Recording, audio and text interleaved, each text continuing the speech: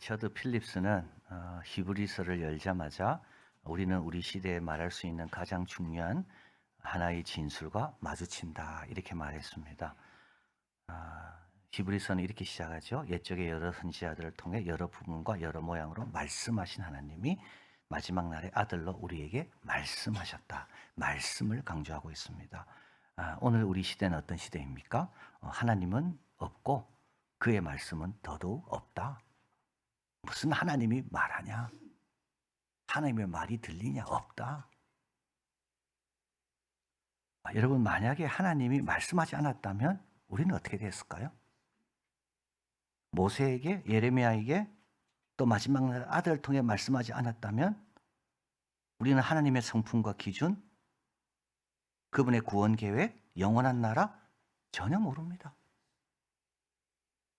히브리서를 통해 우리 하나님께서 말씀해 주셨기 때문에 우리 보좌 우편에 우리 예수님이 나 같은 사람을 위해 중보하고 계시는구나. 이걸 아는 거고요. 은혜의 보좌 앞으로 우리가 얼마든지 나갈 수 있구나. 이걸 아는 거고요. 그분 앞에 나갈 때마다 그분은 때를 따라 도움을 주시는구나. 여러분, 말씀 안 하면 모릅니다. 말씀해 주셨기 때문에 이 복음이며 진리에 대해서 우리가 알고 그 안에 거할 수 있는 거지. 만약에 말씀이 없었더라면 우리는 죄의 종으로, 죽음의 종으로 마귀의 권세하에 우상을 섬기다가 눈에 보이는 것만 쫓다가 결국 심판에 이를 자들입니다. 오늘 서구 문명의 훌륭한 가치와 제도, 이게 다 어디서 왔습니까, 여러분? 남자와 여자가 평등하다는 거 어디서 왔습니까? 누가 알려줬습니까? 아닙니다. 이거는요, 창세기에 하나님께서 창조하실 때 내 형상으로, 하나님의 형상으로 남자와 여자 분명하게 말씀하셨거든요. 여러분, 어린아이들의 인권이라는 게 어디 있습니까, 소세? 어디서 온 겁니까, 이게 도대체? 예수님께서 아이들을 품으시고 축복하시며 어린아이들처럼 되라고. 여러분, 가정이 어떻게 이렇게 지금 건강하고 복되고 안전한 곳이 됐습니까? 로마 당시 가정은 이러지 않았습니다. 자녀들은 아버지가 죽기만 바랐습니다. 왜냐하면 아버지는 언제라도 내 자녀를 종으로 보낼 수가 있거든요. 어떻게 이렇게 복되고 안전하고 사랑스러운 가정이 됐을까요? 여러분, 소크라테스가 아닙니다. 아리스토텔레스가 아니고 철학자들이 아닙니다. 이건 성경인 거죠. 하나님께서 말씀하셨기 때문에 오늘 우리는 이렇게 복된 삶을 누리고 진리 가운데 거할 수 있고 천국을 소망하며 보이는 것이 무너져도 아무 흔들림이 없습니다. 보이지 않는 영원한 나라를 우리가 아니까. 앤드루 모레이는 말합니다. 하나님의 말씀은 그 영광을 계시하는 성전 안으로 들어가는 장엄한 문이다. 여러분, 하나님의 영광을 알고 하나님의 뜻을 알고 하나님이 어떤 분인지 알려면 그 문을 통해 들어가야 되는데 그 장엄한 문이 뭐라고요? 말씀인 거죠. 주여 말씀하소서. 이게 바른 자세인 겁니다. 자, 오늘은 이 하나님 말씀의 위대한 특징에 대해서 말합니다. 첫째 1절에 12절에 보니까 하나님 말씀은 살아있고 하나님 말씀은 굉장히 현실적이고 실제적입니다. 옛날 말씀이 아닙니다. 지금도 타당성이 있습니다. 교회 생활뿐만 아니라 자녀 교육, 직장, 사업, 모든 면 하나님 말씀은 다 타당성을 갖습니다. 오늘날 세상은 하나님과 신앙은 교회에서만 하고 세상 가면 그렇게 살지 마라 그러죠. 세상 방식으로. 자녀도 세상 방식으로. 사업도 세상 방식으로. 물론 겹치는 부분이 있어요. 이게 보편 은총이에요. 보편 은총을 통해서도 하나님은 세상을 통해서 믿지 않는 자들도 그래도 잘 살아야 되니까 그들도 뭔가 기여해야 되니까 보편 은총으로 그들에게 지혜를 주실 때가 있어요. 그러나 그가 다 아니에요. 다가 아니라니까요. 자, 이런 사람들, 성과 속을 철저하게 구분하는 사람들. 성은 교회만 성이고 세상은 속이기 때문에 성과 속을 연결시키지 말라고 철저하게 구분하는 이 세속주의들. 이런 사람들 뭘 모릅니까? 성경에 있는 모든 말씀은 어떤 말씀이었나요? 삶의 현장에서 주어진 말씀입니다. 그냥 소설이 아닙니다. 이론이 아닙니다. 삶의 자리에서 어떻게 살아야 될까? 그 고민하고 힘들어할 때, 아이가 태어나지 않아서 정말 슬퍼하며 괴로워할 때, 이때 하나님께서 그 가정에 주신 말씀이 다 성경 말씀이에요. 다윗은 뭐라 이야기하죠? 주의 말씀은 내 길의 등이요 내 발의 빛이라고요. 굉장히 개인적인 겁니다. 내 발, 내 길. 때로는 사울 왕의 피해 다닐 때도 내 발에 내 길의 빛이 뭐라고? 말씀이라고요. 왕이 돼서도 마찬가지입니다. 내 발, 내 길의 빛이 뭐라고요? 말씀이라고요. 자, 노년의 압살롬이 반역을 일으킵니다. 그래서 신발도 신지 못하고 도망칩니다. 이게 다윗의 노년입니다. 이때도요. 그 어둠을 밝히는 게 뭐라고요? 말씀이었다고. 초대교회 성도들, 예루살렘에서만 말씀 붙들고 산 게 아닙니다. 사마리아에서도, 로마에서도. 하나님은 살아계시고 우리와 함께 하시고 우리의 일상에서 우리를 인도하는 분입니다. 그래서요, 말씀은 항상 살아있습니다. 두 번째로 하나님 말씀의 위대한 특징은 활력이 있습니다. 말씀은 그냥 써있는 문구가 아닙니다. 이 말씀은 힘이 있습니다. 여러분 한번 해보시길 바라요. 말씀을 펴서 읽어보시길 바라요.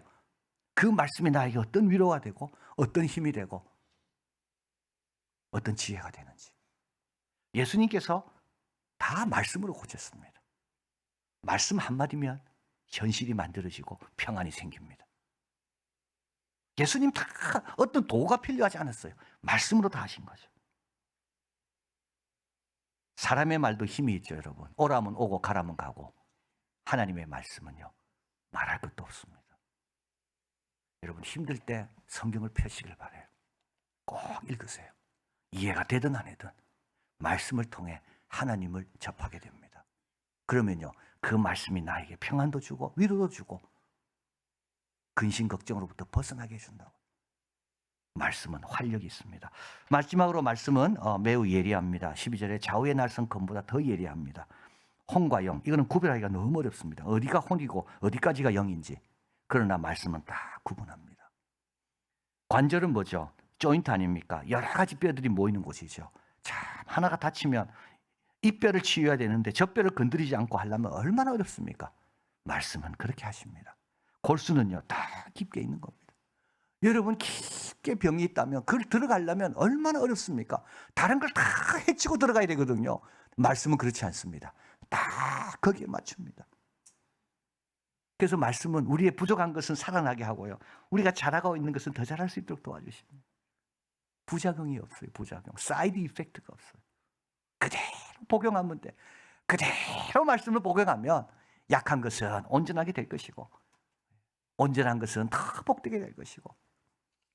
자, 그래서 이렇게 말씀합니다. 12, 13절 마음의 생각과 뜻을 판단하시나니.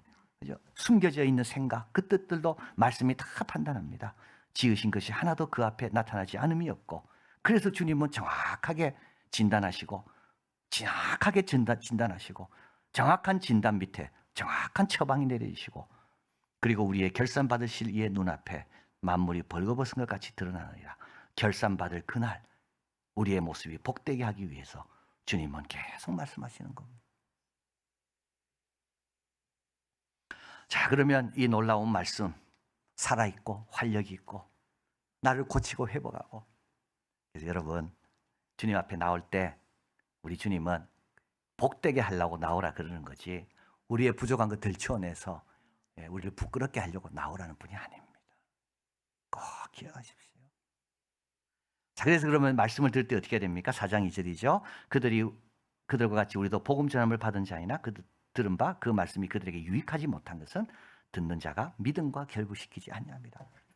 믿어야 돼요, 여러분. 구원은 믿는 자가 받는 거예요. 여러분 믿음이 다 결정적인 겁니다. 운명을 가르는 게 믿음입니다. 하나님 말씀 앞에서도 우리의 운명을 가르는 건 뭐라고요? 믿음입니다. 하나님 말씀 다 이해합니까, 여러분? 이해 못합니다.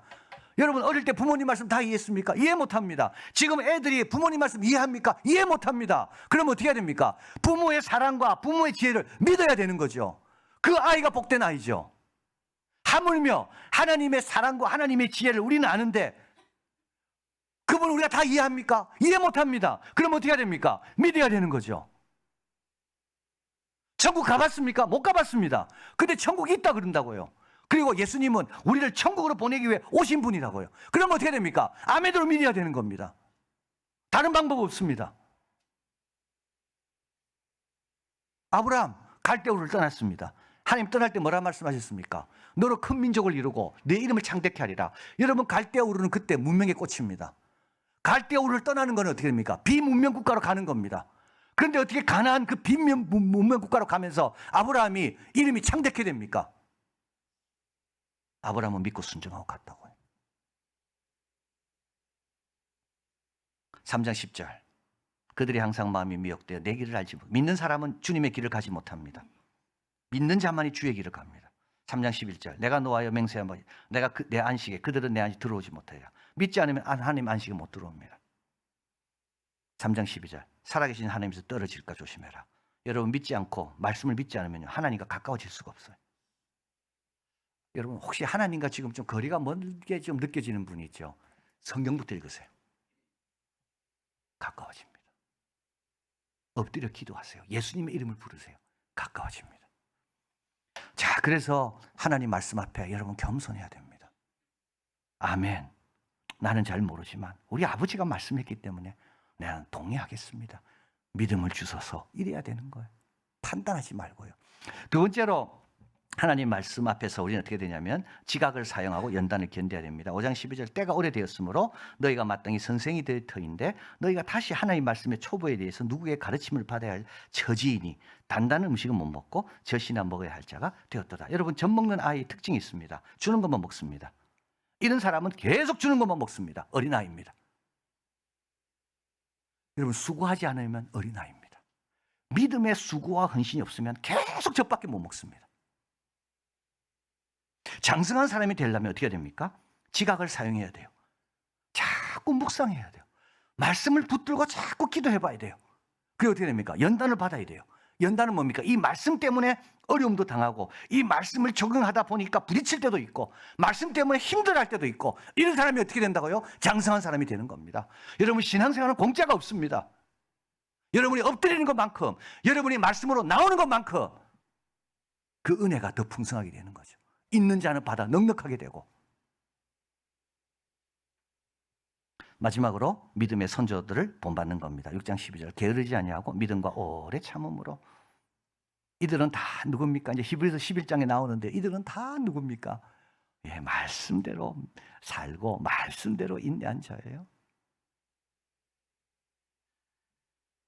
제임스 프루드만이 적은 타문화 교육에 보면 교사의 기대와 학생의 기대가 같아질 때 교육의 효과가 발생한다. 우리 선생님들 잘 아실 겁니다. 그죠? 이 교사는 기대를 갖고 교실에 들어오잖아요. 근데 학생들이 그 기대를 같이 맞춰줘야지 그게 학습의 효과가 일어난다니까요. 오늘도 하나님은 기대를 갖고 여러분에게 말씀하실 거예요. 그런데 성도는 다른 기대를 갖고 있어요. 그러면 학습의 효과가 안 일어난다고요. 효과적인 교육의 열쇠는 학습의 내용과 학습자의 삶 사이에 전해보지 못했던 관계를 구축하는 데 있다. 와, 이 내용이 내 삶에 이렇게 적용되는구나. 내 삶을 위해서 이렇게 말씀이 쓰여졌고 주어졌구나. 신앙이 성장하는 겁니다. 그런 사람은요, 세상이 감당할 수가 없습니다. 이런 걸 자꾸 체험하잖아요. 그럼 어떻게 됩니까? 범사에 그를 인정하게 됩니다. 또 이야기합니다. 비전이란 하나님의 축복이 쏟아부어진다면 지금부터 5년 또는 10년 후에 무슨 일이 벌어질지 거기에 대한 그림이 비전이다. 5년 뒤, 10년 뒤 내가 이 말씀을 붙들고 말씀대로 기도하고 은혜의 보좌 앞으로 계속 한번 나가본다면 5년 뒤, 10년 뒤 나는 어떤 모습일까? 그걸 그려보는 것이 그게 비전인 것입니다. 자, 그래서 히브리서 3장 15절 말씀합니다. 성경이 너희에게 일렀을 때 너희가 오늘날 그의 음성을 듣거든 경노하시던 날과 같이 너희 마음을 완고하게 하지 마라. 4장 10절, 이거는 시편 95편을 인용하는 건데요. 두 번 인용하는 거죠. 3장에 인용하고 4장에 인용합니다. 똑같은 내용을 또 인용합니다. 오래는 후에 다윗의 글에 어느 날 정하여 오늘이라 미리 이같이 일렀을 때 오늘 너희가 그의 음성을 듣거든 너희 마음을 완고하게 하지 마라. 오늘도 주님 말씀하십니다. 살아계시기 때문에 우리의 일상 가운데 동행하시며 돕기를 원하시기 때문에 그리고 우리가 진리를 알고 그 안에 거하며 소망 가운데 살기를 원하시기 때문에 독생자를 아낌없이 내어주신 그분이 오늘도 우리에게 말씀합니다. 믿음으로 받으시고 또 말씀을 묵상하고 적용하는데 좀 수고하시고 그리고 믿음의 조상들을 바라보며 본받으려 한다면 우리 하나님이 기뻐하시는 그 길을 우리도 가게 되고 참 안식을 누리며 하나님과 가까이 하는 그런 자들이 될 줄을 믿습니다. 사랑하는 하나님 고맙습니다. 오늘날 너희가 그 음성을 듣거든 마음을 강팍하게 하지 마라. 오늘도 말씀해 주시니 얼마나 감사합니까? 말씀이 있기에 우리는 진리를 알게 되고 소망을 갖게 되고 그리고 넘어져도 또 일어나게 되고 그 말씀이 있기 때문에 힘도 얻고 위로도 받고 소망도 갖고 평안도 갖습니다. 이 귀한 말씀 접어두지 않고 덮어두지 않게 하시고 펴서 가까이 읽고 수고하게 하시고 그러는 가운데 우리도 장성한 사람이 되고 다른 사람을 가르치는 단계까지 가게 하시고 그리고 주님과 늘 동행하고 가까이 하는 그래서 참 보좌 우편에서 우리를 위해 기도하시는 그 우리 예수님의 기도가 열매 맺는 그런 복된 자들 다 되게 하여 주시옵소서. 예수 그리스도 이름으로 기도하옵나이다. 아멘.